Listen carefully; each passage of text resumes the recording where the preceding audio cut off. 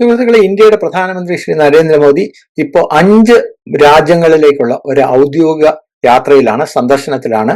ഈ യാത്രയെക്കുറിച്ച് വളരെയധികം തെറ്റിദ്ധാരണാജനകമായിട്ടുള്ള വാർത്തകൾ എന്ന് പറഞ്ഞാൽ ഫേക്ക് നെഗറ്റീവ്സ് ആണ്.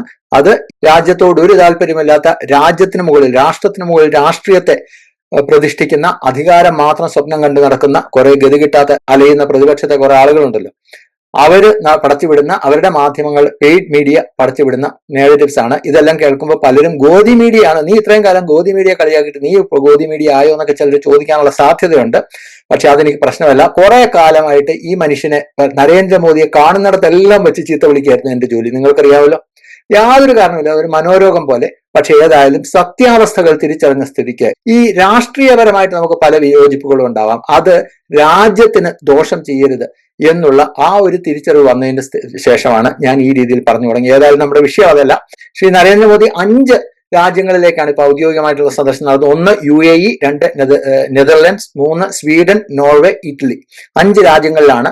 20-ാം തീയതിയാണ് അദ്ദേഹം തിരിച്ചു വരുന്നത്. വെറും 5 ദിവസത്തെ യാത്രയാണ് കേട്ടോ.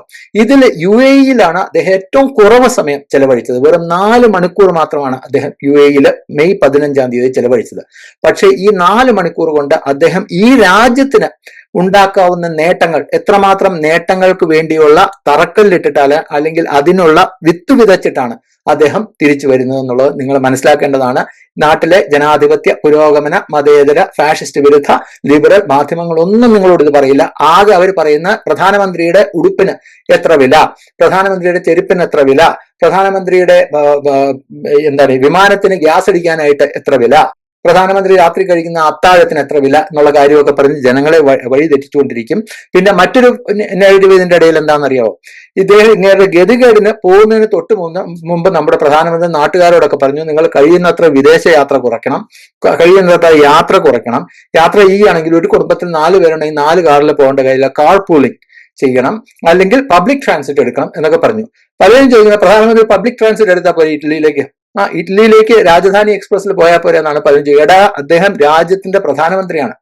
അദ്ദേഹം പോകുന്നത് സ്വന്തം കാര്യത്തിന് വേണ്ടിയല്ല, രാജ്യത്തിന് വേണ്ടിയാണ്. അത് ഏത് രാഷ്ട്രീയ പാർട്ടിയുടെ പ്രതിനിധി ആയാലും പ്രധാനമന്ത്രി ആയിക്കഴിഞ്ഞാൽ പിന്നെ രാജ്യത്തിന് വേണ്ടിയല്ലേ പോകുന്നത്. ഡോക്ടർ മൻമോഹൻ സിംഗ് പ്രധാനമന്ത്രി ആയിരുന്നപ്പോൾ അദ്ദേഹം വിദേശയാത്ര നടത്തിയിരുന്ന ഭാര്യയ്ക്ക് കമ്പലും വളയും വാങ്ങാനാണോ? അല്ലല്ലോ.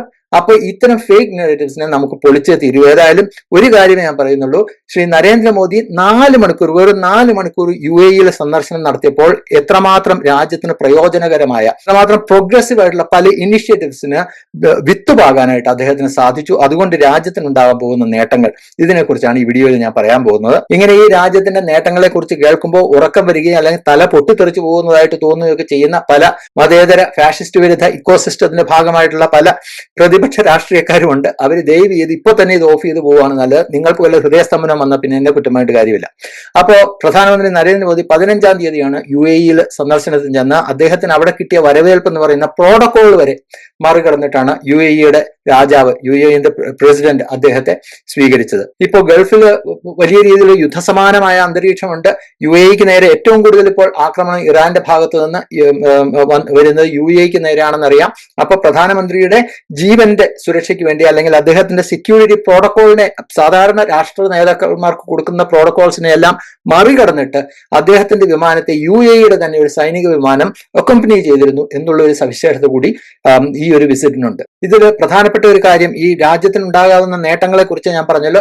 അതിനെക്കുറിച്ച് ഞാൻ അക്കമിട്ട് എണ്ണി പറയുന്നതിന് മുമ്പായിട്ട് ഒരു പ്രധാനപ്പെട്ട കാര്യം പറയട്ടെ. ഇവിടെ UAE-യുടെ പ്രസിഡന്റ് ഷെയ്ഖ് അൽ നഹ്യാൻ, അദ്ദേഹമായിട്ട് പ്രധാനമന്ത്രി കൂടിക്കാഴ്ച നടത്തുന്ന സമയത്ത് അദ്ദേഹം അടിവരയിട്ട് പറഞ്ഞ ഒരു കാര്യം, ഈ ഇറാനുമായിട്ടുള്ള പ്രശ്നങ്ങൾ, അല്ലെങ്കിൽ ഇറാനിൽ നടക്കുന്ന യുദ്ധം, അത് എത്രയും പെട്ടെന്ന് അവസാനിപ്പിക്കേണ്ടത് പ്രധാനമാണ്. പക്ഷേ ഇന്ത്യ ഈ യുദ്ധത്തിനിടയിൽ ഒരു മധ്യസ്ഥനായിട്ട് ഇടപെടില്ല എന്നുള്ള കാര്യം നരേന്ദ്രമോദി വ്യക്തമായിട്ട് തുറന്നു പറഞ്ഞു. അങ്ങനെ ഇടപെടാത്തതിന്റെ കാരണം നിങ്ങൾക്ക് ചിന്തിച്ചു കഴിഞ്ഞാൽ തന്നെ അറിയാം. ഇന്ത്യയെ സംബന്ധിച്ച് ഇരു കക്ഷികളെയും, ഇറാനെയും വെറുപ്പിക്കാൻ സാധിക്കില്ല, UAE അല്ലെങ്കിൽ അമേരിക്ക, ഇസ്രായേലിനെ ഒന്നും വെറുപ്പിക്കാൻ സാധിക്കില്ല എന്നുള്ള വളരെ തന്ത്രപരമായ ഒരു നിലപാടാണ് ഇന്ത്യ എടുത്തിട്ടുള്ളത്. പാകിസ്ഥാൻ ഇതിന്റെ ഇടയിൽ ഇടപെട്ടു, മധ്യസ്ഥനായിട്ട് വന്നതിന് ശേഷം ഇപ്പോൾ എങ്ങനെയാണ് പാകിസ്ഥാന് ശ്വാസം മുട്ടുന്നത് എന്നുള്ള കാര്യം നിങ്ങൾ മനസ്സിലാക്കുന്നുണ്ടല്ലോ. അതിനെക്കുറിച്ച് ഞാൻ നിങ്ങളോട് പറഞ്ഞു എന്ന് എനിക്കറിയില്ല. ഏതായാലും പാകിസ്ഥാൻ ഇപ്പോൾ വലിയൊരു അവസ്ഥ, കാരണം എന്താണെന്ന് വെച്ചാൽ പാകിസ്ഥാൻ ഇറാനെ വെറുപ്പിക്കാൻ നിവർത്തിയില്ല, അപ്പുറത്ത് സൗദി അറേബ്യയും വെറുപ്പിക്കാൻ നിവർത്തിയില്ലാത്ത പാകിസ്ഥാൻ സൗദി അറേബ്യയായിട്ട് സ്ട്രാറ്റജിക് മിലിറ്ററി അലയൻസ് ഉണ്ട്.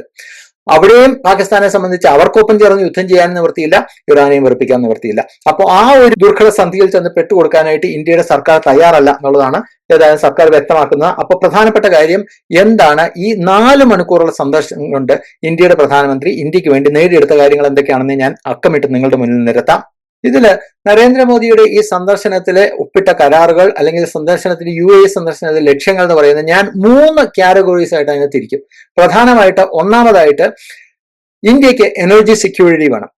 പ്രത്യേകിച്ച് ഇപ്പോഴത്തെ ഈ ഇറാനുമായിട്ട് ബന്ധപ്പെട്ട് നടക്കുന്ന ഈ യുദ്ധവുമായിട്ട് ബന്ധപ്പെട്ട് ലോകം മുഴുവൻ വലിയ ഇൻസെക്യൂരിറ്റിയിലേക്കാണ് വരുന്നത്. ഓയിൽ പ്രൈസ് വർദ്ധിക്കുന്നു, മാത്രമല്ല ഓയിലിന്റെ ലഭ്യത, LPGയുടെ ലഭ്യത അങ്ങനെയുള്ള കാര്യങ്ങളെല്ലാം, ലഭ്യത കുറവ്, ആ കാര്യങ്ങളെല്ലാം ഉണ്ട്.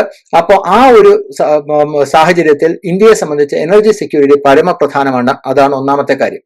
രണ്ടാമത്തെ കാര്യം സ്ട്രാറ്റജിക് പാർട്ണർഷിപ്പ്, എന്തിന്, ഡിഫൻസ് പാർട്ണർഷിപ്പ്, സൈനികമായിട്ടുള്ള സഹകരണം.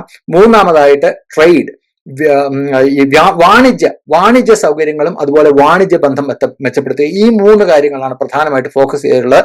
ഞാൻ വളരെ ചുരുക്കി മാത്രം ഞാൻ നിങ്ങളോട് പറയാം. ഇന്ത്യക്ക് ഇങ്ങനെയുള്ള പ്രശ്നങ്ങൾ, ഭാവിയിൽ ഇങ്ങനെയുള്ള അന്താരാഷ്ട്ര മാർക്കറ്റിനെ ബാധിക്കുന്ന പ്രശ്നങ്ങൾ, ഇങ്ങനെയുള്ള ഈ ഓയിൽ പ്രൊഡ്യൂസിങ് കൺട്രീസുമായിട്ട് ബന്ധപ്പെട്ട് എന്തെങ്കിലും യുദ്ധം എല്ലാം ഇനി ഭാവിയിൽ വന്നു കഴിഞ്ഞാൽ ഇന്ത്യയെ സംബന്ധിച്ച് ഓയിൽ ഷോർട്ടേജ് വരാൻ പാടില്ല. അതിനുള്ള സംവിധാനങ്ങൾ, അതുമായിട്ട് ബന്ധപ്പെട്ടാണ് UAEയുമായിട്ട് ഒപ്പുവെച്ച ഒരു എഗ്രിമെന്റ്. ഇതിന്റെ മറ്റൊരു വശം എന്ന് പറയുന്നത് ഇന്ത്യക്ക് പെട്രോളിയം റിസർവ്സ്, അത്യാവശ്യ സന്ദർഭങ്ങളിൽ എടുത്തുപയോഗിക്കാനായിട്ട് ആവശ്യത്തിന് പെട്രോളിയം റിസർവ്സ് ഇന്ത്യക്ക് ഉണ്ടായിരിക്കണം. നമുക്കറിയാമല്ലോ, ഇന്ത്യയെ സംബന്ധിച്ച് ഇന്ത്യ ലോകത്തിലെ ഏറ്റവും കൂടുതൽ ജനസംഖ്യയുള്ള രാജ്യമാണ്.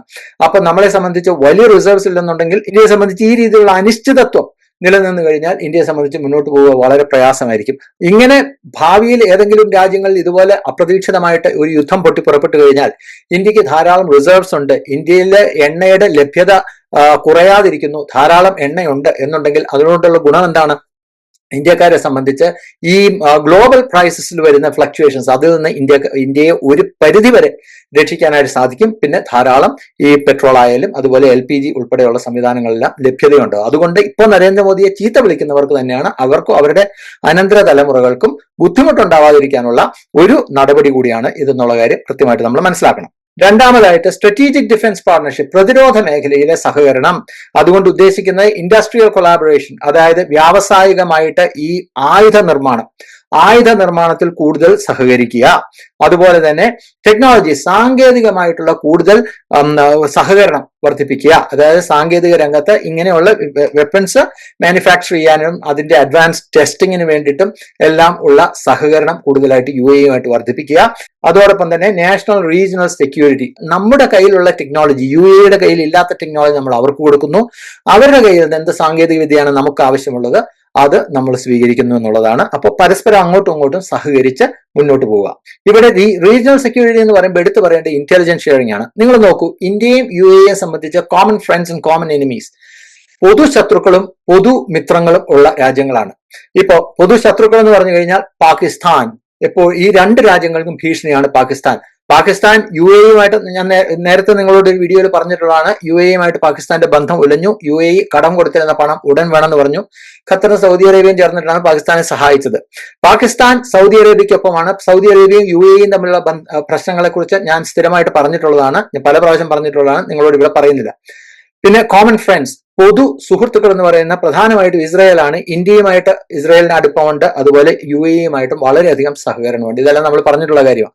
അപ്പൊ ഇന്റലിജൻസ് ഷെയറിംഗ്, അതായത് ഇസ്രായേലും UAEയും ഇന്ത്യയും ചേർന്ന ഈ 3 രാജ്യങ്ങൾ ചേർന്ന ഒരു ഇന്റലിജൻസ് ഷെയറിങ്ങിനുള്ള സാഹചര്യം വന്നു കഴിഞ്ഞാൽ തീർച്ചയായിട്ടും നാഷണൽ സെക്യൂരിറ്റി, അതായത് ദേശീയ സുരക്ഷിതത്തിന് റീജിയണൽ സെക്യൂരിറ്റി, ഏഷ്യ പസഫിക് മേഖല മുഴുവൻ ഇന്ത്യയുടെ ഈ റീജിയണൽ സെക്യൂരിറ്റിക്ക് അത് തീർച്ചയായിട്ടും സഹായകരമായിരിക്കും. അടുത്തതായിട്ട് ഈ ഡിഫൻസ് പാർട്ണർഷിപ്പുമായിട്ട് ബന്ധപ്പെട്ട് പറയുമ്പോൾ മറ്റൊരു എഗ്രിമെന്റ് സൈൻ ചെയ്തിട്ടുള്ളത് ഒരു ഷിപ്പ് റിപ്പയർ ക്ലസ്റ്റർ, അതായത് കപ്പലുകൾ കേടുപാടുകൾ തീർക്കുന്ന ഒരു റിപ്പയർ ക്ലസ്റ്റർ വാഡിനാർ എന്ന് പറയുന്ന സ്ഥലത്ത്, ഗുജറാത്തിലെ വാഡിനാറിൽ സെറ്റപ്പ് ചെയ്യാനായിട്ട് ഇന്ത്യയും UAEയും തമ്മിലുള്ള പാർട്ണർഷിപ്പാണ്. അങ്ങനെ സെറ്റപ്പ് ചെയ്യാനായിട്ട് തീരുമാനിച്ചിട്ടുണ്ട്. ഇതുകൊണ്ടുള്ള ഗുണം എന്താണെന്ന് വെച്ച് കഴിഞ്ഞാൽ മെയ്ക്ക് ഇൻ ഇന്ത്യ എന്ന് പറയുന്ന പ്രോജക്റ്റ് ഉണ്ടല്ലോ, കപ്പലുകൾ കൂടുതലായിട്ട് UAEയുടെ കൂടെ ആവശ്യത്തിന് വേണ്ടിയുള്ള കപ്പലുകൾ കൂടുതലായിട്ട് ഇന്ത്യയിൽ ഉണ്ടാക്കാനായിട്ട് സാധിക്കും. ഇതൊരു വലിയൊരു മൂവാണ്, അല്ലെ? അപ്പൊ ഈ കോസ്റ്റൽ ഇൻഫ്രാസ്ട്രക്ചർ, അതുപോലെ ഷിപ്പിംഗ്, പോർട്ട്, കോസ്റ്റൽ ഇൻഫ്രാസ്ട്രക്ചർ, ഇതിനെല്ലാം വളരെയധികം സഹായകരമായിട്ടുള്ള ഒരു നീക്കമായിരിക്കും ഇത്. ഇതുകൂടാതെ ഈ ഷിപ്പ് ബിൽഡിങ്ങിനും ഷിപ്പ് റിപ്പയറിനും വേണ്ട സ്കിൽഡ് വർക്ക് ഫോഴ്സ് ഉണ്ടല്ലോ, ഇത് ചെയ്യാൻ അറിയാവുന്ന ആളുകളുണ്ടല്ലോ, മാരിടൈം വർക്ക് ഫോഴ്സ് എന്ന് പറയുന്ന, അവർക്ക് വേണ്ട കോച്ചിങ്ങും അതിനു വേണ്ട ട്രെയിനിങ്ങും മറ്റ് അവരുടെ സ്കിൽ ഡെവലപ്മെന്റിനും വേണ്ട സംവിധാനങ്ങൾ ഇന്ത്യയുടെയും UAE-യുടെയും എഞ്ചിനീയേഴ്സ് ഉൾപ്പെടെയുള്ളവർക്ക് വേണ്ട സംവിധാനങ്ങളെല്ലാം ഇന്ത്യയിൽ ഒരുക്കും. അപ്പോൾ അതും ഒരു സ്കിൽ ഇന്ത്യ മിഷന്റെ ഭാഗമായിട്ടാണ് ചെയ്യുന്നത്. അടുത്തത്, ഇന്ത്യയും UAE-യും തമ്മിലുള്ള പാർട്ണർഷിപ്പിൽ ഒരു സൂപ്പർ കമ്പ്യൂട്ടർ ക്ലസ്റ്റർ സെറ്റപ്പ് ചെയ്യാനായിട്ട് തീരുമാനിച്ചിരിക്കുകയാണ്. ഇന്ത്യയിലെ CDAC-ഉം അതുപോലെ UAE-യിലെ G42 എന്ന് പറയുന്ന ഈ 2 ഫേംസ് ചേർന്നിട്ടാണ് ഒരു സൂപ്പർ കമ്പ്യൂട്ടർ ക്ലസ്റ്റർ സെറ്റപ്പ് ചെയ്യാനായിട്ട് തീരുമാനിച്ചിട്ടുള്ളത്. ഈ സൂപ്പർ കമ്പ്യൂട്ടർ ക്ലസ്റ്റർ എന്ന് പറഞ്ഞു കഴിഞ്ഞാൽ സ്റ്റാൻഡേർഡ് കമ്പ്യൂട്ടേഴ്സിനേക്കാൾ കൂടുതൽ പ്രോബ്ലം സോൾവിംഗ് എഫിഷ്യൻസിയും എബിലിറ്റിയും ഉള്ള ഒരു കമ്പ്യൂട്ടർ ക്ലസ്റ്റർ. അപ്പൊ ഈ AI പ്രോബ്ലം സോൾവിംഗ് കേപ്പബിലിറ്റി ഉണ്ടല്ലോ, ആർട്ടിഫിഷ്യൽ ഇന്റലിജൻസ്, അതെല്ലാം എക്സ്പോണൻഷ്യലി വളരെയധികം വർദ്ധിപ്പിക്കാനും വളരെ ഫാസ്റ്റർ ആയിട്ട് ഈ ടെക്നോളജി അഡ്വാൻസ് ചെയ്യാനായിട്ടും ഉള്ള ഒരു സംവിധാനമാണിത്. അത് ഇന്ത്യയും UAE-യും തമ്മിലുള്ള സഹകരണം, അതിനുള്ള എഗ്രിമെന്റും ഒപ്പുവെച്ചിട്ടുണ്ട്. ഇനി അടുത്തത്, ഓരോ ഇന്ത്യക്കാരനും പ്രയോജനം കിട്ടുന്ന സംഗതിയാണ് UAE ഇന്ത്യയിൽ കൂടുതൽ ഇൻവെസ്റ്റ്മെന്റ്, കൂടുതൽ പണം മുടക്കാൻ പോകുന്നു. $5 ബില്യൺ ഉടൻ ഇന്ത്യയിൽ ഇൻവെസ്റ്റ് ചെയ്യാനായിട്ടാണ് UAE തീരുമാനിച്ചിട്ടുള്ളത്. അതെന്തിനാണെന്ന് വെച്ച് കഴിഞ്ഞാൽ ഇന്ത്യയുടെ മാർക്കറ്റ്സ്, ഈ ഡൊമസ്റ്റിക് മാർക്കറ്റിനെ സ്ട്രെങ്തൻ ചെയ്യാനായിട്ട്, സ്ട്രോങ് ആക്കാനും അതുപോലെ കൂടുതൽ ജോബ് ക്രിയേഷനും വേണ്ടിയിട്ടാണ്. ഇന്ത്യയുടെ ഈ ഡെവലപ്മെന്റ് ആൻഡ് ഗ്രോത്ത് സ്റ്റോറിയുടെ ഒരു ഭാഗമായിട്ട് UAE-യുടെ സഹായത്തോടു കൂടി ഇനി ഇന്ത്യയിൽ കൂടുതലായിട്ടുള്ള ഈ പറയുന്ന മാനുഫാക്ചറിങ് യൂണിറ്റ്സ്, അതുപോലെ മാനുഫാക്ചറിങ് ഇൻഡസ്ട്രിയൽ ഗ്രോത്ത് പോലെയുള്ള കാര്യങ്ങളെല്ലാം ഇന്ത്യയിൽ കൂടുതൽ ഊർജ്ജസ്വലമായിട്ട് നടക്കാനായിട്ട് ഈ $5 ബില്യൺ ഇൻവെസ്റ്റ്മെന്റ് സഹായിക്കും. മാത്രമല്ല, ഇതൊരു ബൈലാറ്ററൽ അറേഞ്ച്മെന്റ് ആണ്. ഈ നരേന്ദ്രമോദിയെ ചീത്ത വിളിക്കുന്ന ആളുകളുണ്ടല്ലോ, മഹാഭൂരിപക്ഷം ഇരിക്കുന്ന ഗൾഫ് രാജ്യങ്ങളിലാണെന്നറിയാം, അതിലും മഹാഭൂരിപക്ഷം UAE-യിലാണെന്നുള്ള കാര്യം നിങ്ങൾ മനസ്സിലാക്കണം. ഇങ്ങനെയുള്ള ഈ സഹകരണം മെച്ചപ്പെടുത്തുന്നതുകൊണ്ട് ഏറ്റവും കൂടുതൽ പ്രയോജനം ഉണ്ടാവുന്ന ആർക്കാ?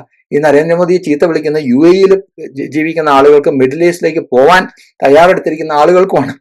അതുകൂടി നിങ്ങൾ മനസ്സിലാക്കേണ്ട കാര്യമാണ്. അപ്പൊ ഞാൻ പറഞ്ഞു വരുന്നത്, ഈ 4 മണിക്കൂർ കൊണ്ട് ഇന്ത്യയുടെ പ്രധാനമന്ത്രി UAE പോയത് അവിടെ പോയി സെൽഫി എടുക്കാനോ അല്ലെങ്കിൽ അവിടെ സുഖസൗകര്യമായിട്ടുള്ള ആഡംബര ജീവിതം നയിക്കാനോ ഒന്നുമല്ല.